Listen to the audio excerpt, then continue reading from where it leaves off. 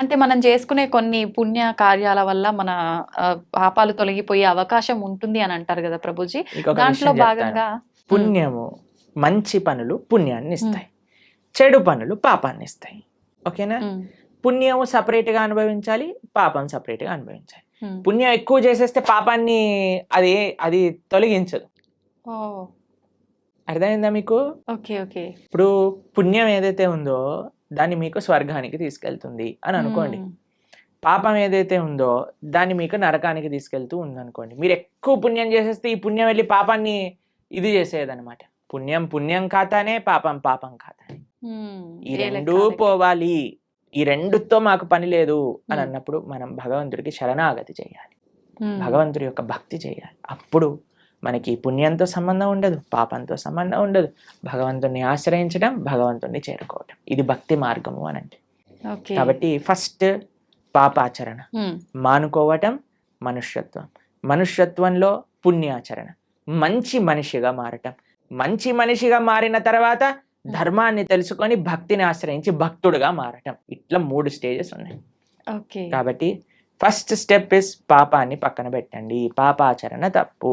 దాని తర్వాత next stage మంచి మనిషిగా మారటం, మంచి మనిషిగా మారాక ధర్మం గురించి, దేవుడి గురించి తెలుసుకోవటం, భగవంతుని ఆశ్రయించటం.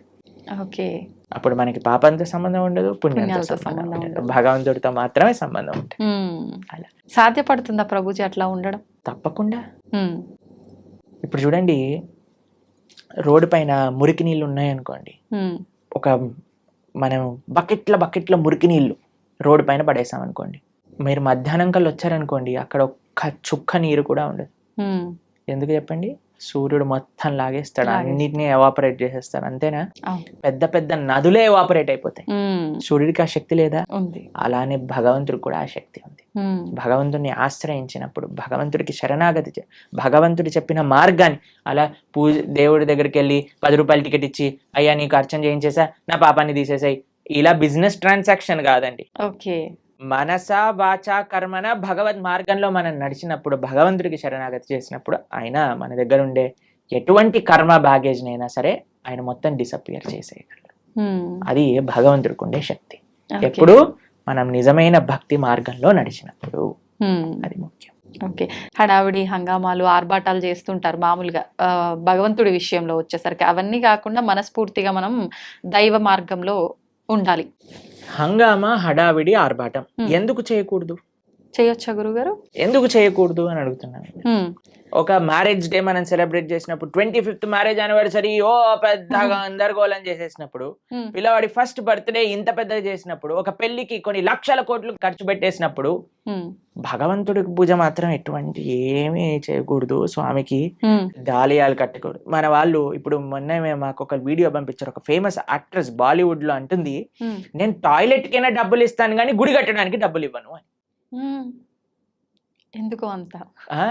ఎందుకు అని అంటే, నో మోర్ రిలీజియస్ ఇన్స్టిట్యూషన్స్ అని ఏదో దానికి జనాలందరూ కరెక్టే చెప్పింది, రిలీజియస్ వల్ల, ఒక ఆలయం కట్టడం వల్ల ఏమి పని ఉంది దానికి అని అంటున్నారు.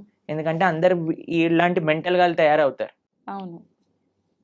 ఆలయాలు లేవు కాబట్టి, రిలీజియస్ ఇన్స్టిట్యూట్స్ తక్కువ అయ్యాయి కాబట్టి ఇలాంటి వాళ్ళు పుడుతున్నారు, టాయిలెట్ మెంటాలిటీ కలిగిన వాళ్ళు. అదే ఆలయానికి ఇచ్చుంటే, భగవంతుడికి ఇచ్చుంటే మంచి మనస్తత్వం ఉన్న వాళ్ళు పుట్టేవారు. ఇలాంటి వాళ్ళని ప్రపంచంలో ఎవరు గుర్తుండరండి. ఒక 10-15 ఏళ్ల తర్వాత ఎవరిని దే విల్ నాట్ రిమెంబర్. కానీ మనం ఇప్పటికీ గుర్తు పెట్టుకునేది ఎవరిని అని అంటే, శివాజీ మహారాజ్ లాంటి రాజులని, ఎవరైతే ధర్మం కోసం కాపాడారు, దేశం కోసం ప్రయత్నం చేశారు, దేశం కోసం, దైవం కోసం, సమాజం కోసం. ఇటువంటి భావనలే రావట్లేదండి జనాలకి ఈ మధ్య. మొత్తం ఫ్యాషన్ అయిపోయింది. భగవంతుడి యొక్క ఆలయం రామ మందిరం కట్టడానికంటే ఎందుకు ఇన్ని వేల కోట్లు, అందరినీ పేద ప్రజలకు పంచేయచ్చు కదా. ఎన్ని రోజులు పంచుతావు అనేది ప్రశ్న. ఈ రోజు నువ్వు అన్నం పెట్టగలవా, రేపు పెట్టగలవా, ఎల్లుండి పెట్టగలవా, ఆకలి తీరుతుందా? కానీ భగవద్ ఆలయం ఏం చేస్తుందంటే మనసుని మారుస్తుంది, ఒక మంచి ప్రేరణనిస్తుంది. ఒక ఆలయం దేన్ని విషయాలకి కేంద్రం చూడండి మీరు. ఒకటి ఆర్ట్, కల్చర్, ట్రెడిషన్, హెరిటేజ్, ఎన్నిటిని నిలుపుకుంటుంది రామమందిరం. ఒక మందిరం మీరు చూసారంటే ఎన్ని వ్యవస్థలు, పూలు అమ్ముకునే వాళ్ళకి మందిరం, ఒక ఫార్మింగ్ చేసే వాళ్ళకి మందిరం, అవును. ఒక ఆర్ట్స్ నేర్చుకునే వాళ్ళకి మందిరం, భగవంతుని ఆశ్రయించిన వాళ్ళకి మందిరం. ఒక మనసులో ఒక ఉత్సాహం, ఒక నమ్మకం, ఒక విశ్వాసం, ఒక ధైర్యం కావాలంటే గుడికి వెళ్తామండి. అవును. మీరు మీ జీవితంలో ఎప్పుడైనా వెళ్ళారా అలా? ఆ, అందరం వెళ్ళే ఉంటాం కదా. ఉమ్. ధైర్యం కావాలి. భగవంతుడా మేము ఈ కష్టంలో ఉన్నాం, ఒక ధైర్యం నింపుకోవడానికి భగవంతుడి దగ్గరికి వెళ్ళి చెప్పుకుంటాం మనం. అవును. ఎక్కడికి వెళ్తాం ధైర్యం కావాలంటే చెప్పండి. అసలు ఈ ప్రపంచంలో ఎక్కడైనా ఏ ప్రదేశం ఉందా ధైర్యం కోసం వెళ్ళడానికి? మీరు థియేటర్కి వెళ్తే ధైర్యం వస్తుందా? లేదు. పార్క్కి వెళ్తే ధైర్యం వస్తుందా? లేదు. షాపింగ్ మాల్కి వెళ్తే ధైర్యం వస్తుందా? భగవంతుడి దగ్గరికి వెళ్తే ధైర్యం వస్తుంది. ఉమ్. ఆ నమ్మకం, ఆ విశ్వాసం, ఆ పట్టుదల. ఏదో ఒకటి ఇన్స్టిట్యూషన్ మన కల్చర్ని, మన ఆర్ట్ని, మన ట్రెడిషన్ని, మన సాంప్రదాయాన్ని నేర్పించే ఇన్స్టిట్యూషనే మందిరం. ఉమ్. కాబట్టి మనకి వీ వాంట్ ఎవ్రీథింగ్. ఎప్పుడైనా మీరు హైదరాబాద్లో ఈ 5 స్టార్ హోటల్ కట్టబోతున్నారు, వన్ అడిగారండి, ఎందుకు 5 స్టార్ హోటల్ కడుతున్నావు? నీ పక్కన ఉండే స్లమ్లో అన్ని డబ్బులు బంచేసాయి, 1 స్టార్ హోటల్ కట్టు సరిపోతుంది అని మనం ప్రశ్నిస్తామండి? లేదు. ఎందుకు? మనకు కావాలి అలాంటి ఎవరైనా విలాసాలు. 700 crores 5,000 crores పెట్టి మూవీస్ తీస్తే వాడికెళ్ళి చెప్తామా, ఒరే నువ్వు ఈ మూవీ తీయకరా, మేమందరం ఏం పర్వాలేదు, చూడకపోయినా పర్వాలేదు, నువ్వు 1000 కోట్లు పనిచేసే జనాలకి అని చెప్తారా అండి ఎవరైనా? లేదు. దీంట్లో మనకి ఏం ప్రాబ్లం లేదు. లేదు.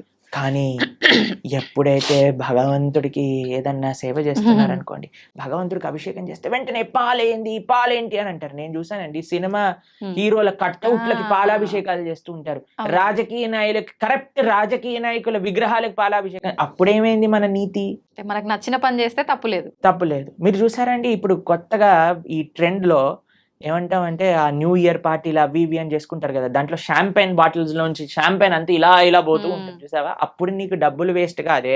5,000 10,000 ఎంత ఉంటాయో మనకు తెలియదు, కానీ ఆ బండిటిని నేల కొరగటంలో నీకేం తప్పులేదు. అవును. పిచ్చి పిచ్చి గంతులు వేయటంలో నీకు తప్పులేదు, పబ్బులు కట్టడంలో తప్పులేదు, రెస్టారెంట్స్ కట్టడంలో తప్పులేదు, మాల్స్ కట్టడంలో తప్పులేదు, సినిమా థియేటర్లు కట్టడంలో తప్పులేదు, మందిరం మాత్రమే తప్పు. అవును. ఎందుకంటే భగవంతుడు మంచివాడు కాబట్టి. పాపం వాడు ఏమన్నాడు కదండి, నవ్వుతూ అలా నించుంటాడు. భగవంతుని కూడా తప్పట్లే. ఆ? భగవంతుడిని ప్రేమతో ఉండే వాళ్ళ దగ్గర ఆయన ఉంటారండి, అది ఉంటారు. వేరే విషయం. ఆయన ఏం ఎక్స్పెక్ట్ చేయట్లేదు మనం ఇంత పెద్ద గుడి కడతాం అంత కట్టు, అది మన కృతజ్ఞత. ఆ. కాబట్టి జనాలు అందులో ఆర్భాటాలు వద్దు అని కేవలం భక్తిలో అనుకుంటే తప్పు. ఉమ్. లేదండి మాకు మా జీవనమే సరళం, ఉమ్. మేమే ఒక మ్యారేజ్ డే వచ్చింది అనుకోండి, ఆలయానికి వెళ్ళి దండం దండం పెట్టుకుంటాం. పెట్టుకో. అలానే భగవంతుడి యొక్క ఉత్సవం వచ్చినా ఆలయానికి వెళ్దాం. లేదండి మేము మ్యారేజ్ డే మాత్రం ఒక 2-3 లక్షలతో చేస్తాము, కానీ కృష్ణాష్టమికి మాత్రం 100 రూపాయలు ఖర్చు పెడతాం. అది తప్పు. ఇక్కడ చూపించే కావాలి, ఇక్కడ చూపించే వ్యక్తిత్వం గురించి మాట్లాడుకోవట్లేదండి. కేవలం నేను చూపించడానికే పూజ చేస్తా అనటం తప్పు, కానీ భగవంతుడికి ప్రేమతో నేను ఇంత గొప్పగా చేసుకోగలుగుతాను అని అనుకోవటంలో తప్పేమీ లేదు. ఉమ్. చేసుకోవచ్చు, కానీ మన హృదయంలో ఆ భక్తి, ఆ ప్రేమ అనేది ఉండాలి. ఓకే. ఏమంటారు మీరు? నిజమే ప్రభుజీ, ఉండాల్సిందే. చాలా తక్కువ మందిలో ప్రభుజీ రాను రాను ఇంకా అంటే ఎక్కువ ఆధ్యాత్మిక మార్గంలో భగవంతునికి దగ్గరగా ఉండాలంటే ఎక్కువ అంటే ఏమంటారు సెంటిమెంట్లు, కండిషన్లు ఎక్కువ ఉండాల్సిందేనేమో అని చెప్పి లిమిట్ లో అని అందరు జనాల్ని ఒక మబ్బెలో పెట్టేశారు జనాలు. కానీ మీరు మనందరం కలిసి ఇంకా ఇంకా ప్రజలలో ఆ చైతన్యాన్ని తీసుకొని రావాలి. అవును ప్రభుజీ. భక్తి అంటే కేవలం sentiments, rules, regulations, conditions, impositions కాదు. భక్తి అంటే ఎంతో సరళమైన, సున్నితమైన, ఆనందకరమైన, ఉత్సాహకరమైన, మనశ్శాంతిని ఇచ్చే ఒక ప్రాసెస్ అని మనందరం కలిసి జనాలకి చెప్పినప్పుడు అప్పుడు మాత్రమే వాళ్ళు నిజమైన భక్తి అంటే ఏంటో అర్థం చేసుకోగలిగే స్థితిలోకి వస్తారు. నిజమే ప్రభుజీ. ఇంకా ఇంకా ఇంటర్వ్యూస్ చేయాలి ఇలా.